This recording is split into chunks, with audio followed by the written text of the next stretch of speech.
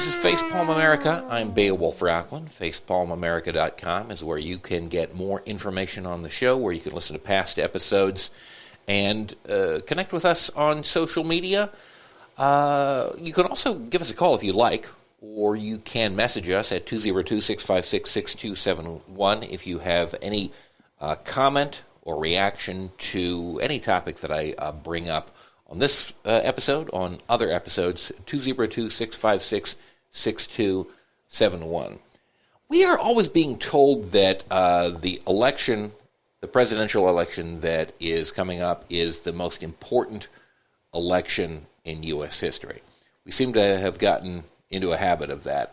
And I think, arguably, maybe 2020 was among those, as well as 2016. We also have a certain amount of hyperbole around that. But if you look back in history, I think it is difficult to argue that 1968 was not one of those years. There was an incredible amount going on, and it was a very decisive turn that the nation took in a very turbulent year. And we're going to discuss that now with Luke Nichter. He is the author of The Year That Broke Politics, that year being 1968. Luke, welcome to Facepalm America. Thank you so much for being here. Hey, thanks. It's an honor. It's great to be here. So, as we start 1968, a lot of changes happen over the course of that year. What do things look like?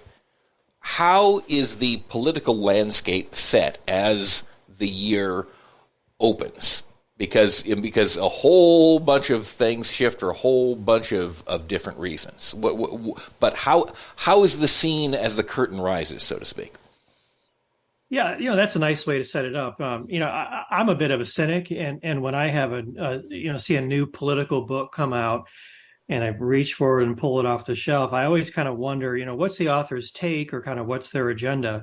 But what I really try to do is present the four major sides of the campaign. So to refresh your listeners, we're talking about outgoing President Lyndon Johnson. Mm-hmm. We're talking about his vice president, Hubert Humphrey, who would become the Democratic nominee that year.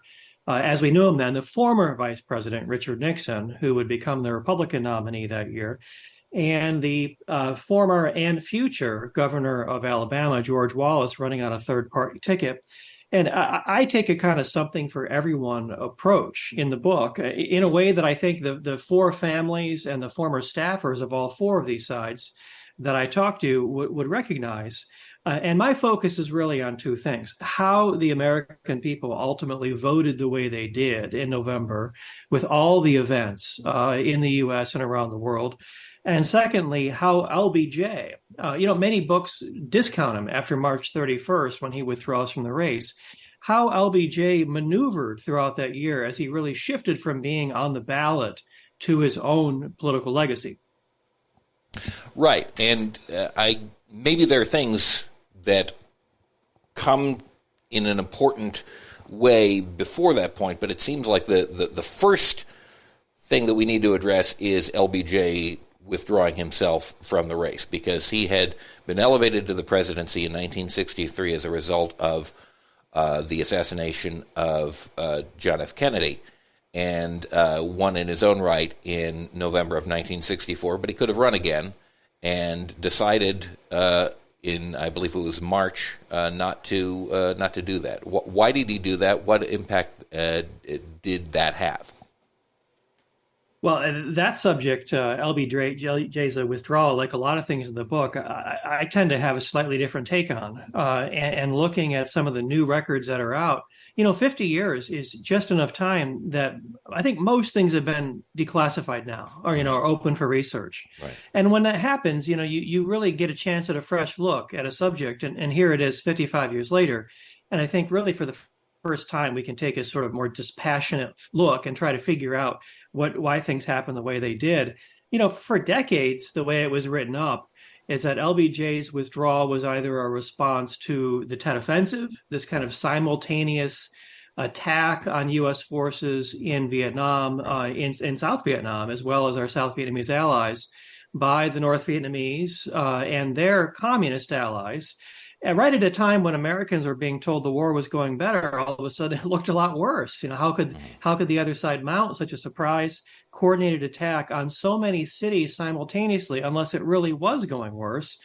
Or that Johnson's withdrawal was a reaction to his performance in the New Hampshire primary, in which he still won, but I mean, just by a hair over his challenger, Senator Eugene McCarthy, when in fact, I think the new records that have come out show that both of those played a role, but really there were other factors. Divisions in the country, and in particular, Johnson's own personal health was something that really bothered him.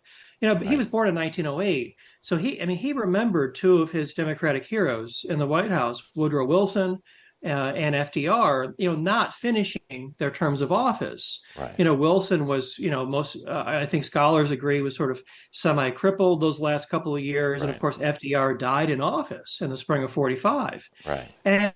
And Johnson had a personal history in his family of heart disease, which he was very cognizant of. That's exactly where I was going to go next. Yeah. It's that we've learned that his heart attack was worse in the 1950s. His own father died at age 60. Yeah. And in 1968, Johnson turned 60. Yeah. And so he believed Johnson men died young. He wanted to finish strong. And so I really came to believe and was convinced that his own personal health played I think if Johnson wanted the nomination, he could have gotten it.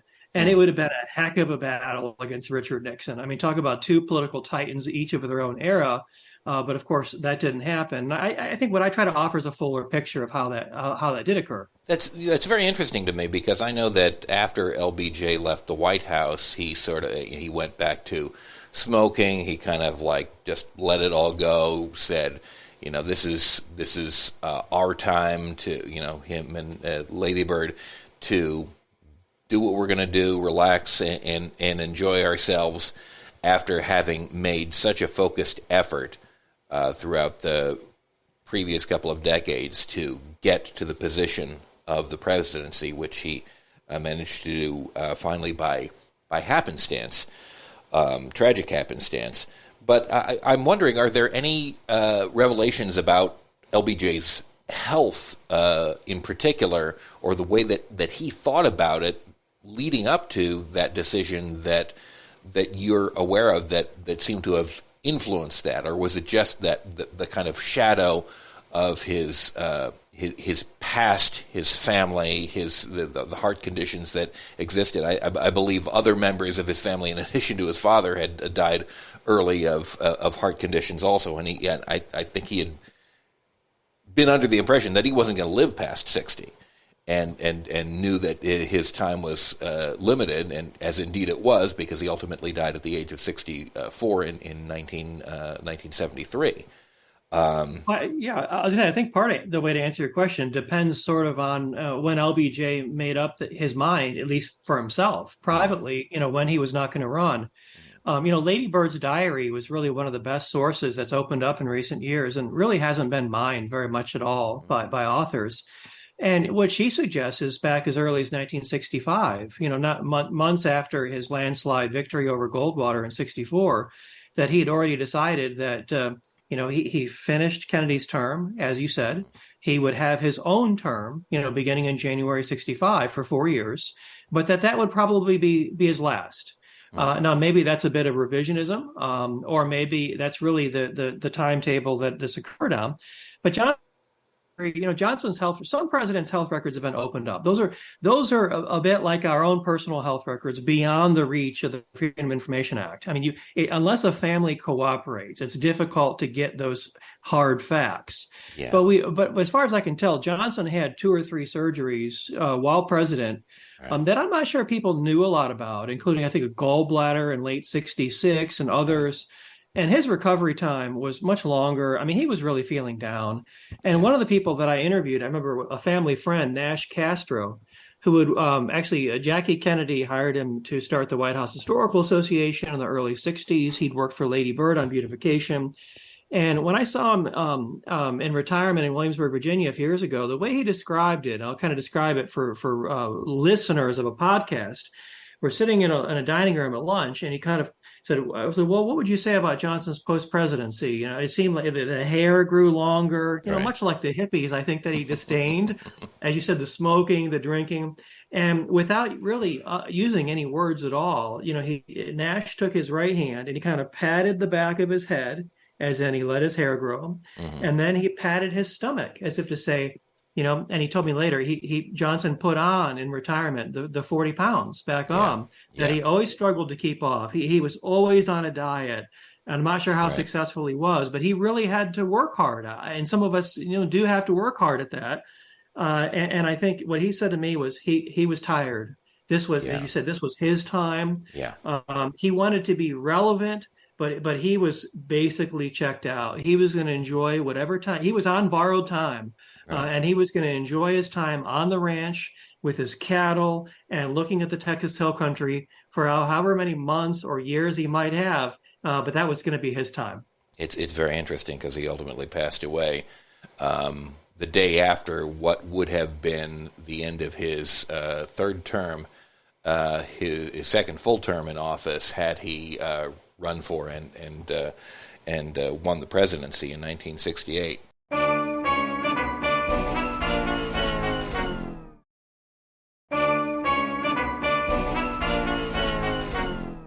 So LBJ takes himself out of the race. At that point, how does he continue to involve himself, especially given the presence of Robert Kennedy, with whom he had a well-known and ongoing and very bitter rivalry? Well, it's a great question, and I think the answer is really much of the new evidence that's in the book. I think there's various phases. Just like Americans were reacting to events completely, you know, unpredictable just the month before around the world, at home, assassinations to come in the spring, Yeah. breakthroughs in peace talks for Vietnam. I think Johnson was reacting, and it was in phases. I think initially Johnson shifts to influencing the choice of his successor. You know, as president, your successor can mean an awful lot for your own legacy in terms of things that are reversed, things that are, you know, overturned, whether a successor in your own party, you know, or the other party. I think in the first phase, Johnson tries to compel liberal New York Governor Nelson Rockefeller to run, thinking that they were the most compatible from a political or policy perspective. And Rockefeller just won't commit. I think Johnson sees him 2 or 3 times. He goes up to New York one time, and he just can't commit. And by about May, Rockefeller was giving fairly critical Vietnam speeches. His lead advisor on Vietnam was Harvard professor Henry Kissinger, and they were quite critical of the Johnson administration's handling of Vietnam. So that didn't seem to be quite as compatible, I think, as LBJ hoped. And then you have the assassinations of Dr. King in early April, and then you have Senator Kennedy in early June, who was beginning to surge his campaign. And we can talk more about that in terms of whether he might have had a chance at the nomination. But I think the way Johnson thought at that point, that Kennedy's death handed the nomination effectively to Humphrey. This was a different political era.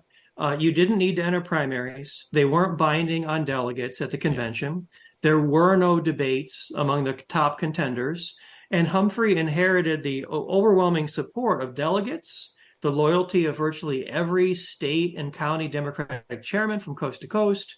I mean, it was the nomination was effectively his. And what you see is Johnson kind of gradually begins to shift into the Nixon column, surprisingly. I mean, I wish I could say I was so brilliant I could have foreseen this in the research, but it was really the diary of Billy Graham that's just beginning to be opened up. And I've only seen a small part of it, which revealed that Graham was effectively a messenger between Johnson and Nixon, even Eisenhower, California Governor Ronald Reagan, even Wallace and others. And the climax of this comes a couple months later, just after Labor Day, when Graham carries a message from Nixon to Johnson in the Oval Office, and Nixon promising to Johnson that as president, Nixon would not criticize by Johnson by name, would give him credit for Vietnam when it's all over, would consult with LBJ in retirement, and do everything Nixon could to give Johnson a place in history, a good place in history. And I just think this is stunning. If something like this had leaked out, But it was exactly what Johnson wanted to hear at a time that many in his own party were criticizing him.